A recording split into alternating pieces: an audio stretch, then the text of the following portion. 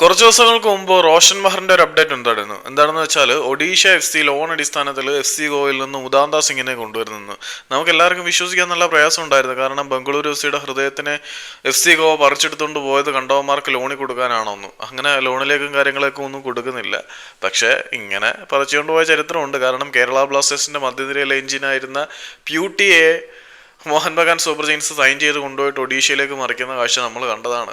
അതുപോലെ തന്നെ F C Goa ഉദാന്തെ ഒഡീഷയിലേക്ക് മറിക്കുമെന്ന് നമ്മളെല്ലാവരും ആശങ്കപ്പെട്ടിരുന്നതാണ്. പക്ഷേ ഇപ്പം അക്കാര്യത്തിൽ കൺഫർമേഷൻ വന്നിട്ടുണ്ട്. റോഷൻ മഹറിന് പറ്റിയൊരു അബദ്ധമാണെന്ന് പുള്ളി തന്നെ പറഞ്ഞിട്ടുണ്ട്.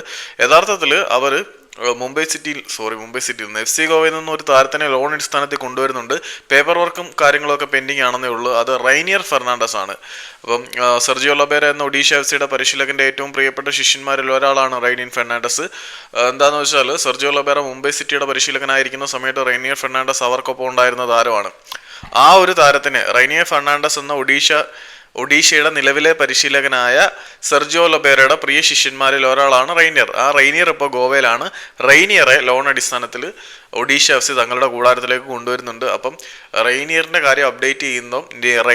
റൈനിയറെ ആണ് റോഷൻ മഹർ ഉദ്ദേശിച്ചത്, അല്ലാതെ ഉദാന്തയല്ല. അപ്പോൾ പറഞ്ഞു വന്നത് എന്താണെന്ന് വെച്ചാൽ ഒഡീഷ എഫ് സി ലോൺ അടിസ്ഥാനത്തിൽ ഗോവയിൽ നിന്നും റൈനിയർ ഫെർണാണ്ടസ് എന്ന ഇന്ത്യൻ മധ്യനിര താരത്തിനെ തങ്ങളുടെ കൂടാരത്തിലേക്ക് കൊണ്ടുവരുന്നു.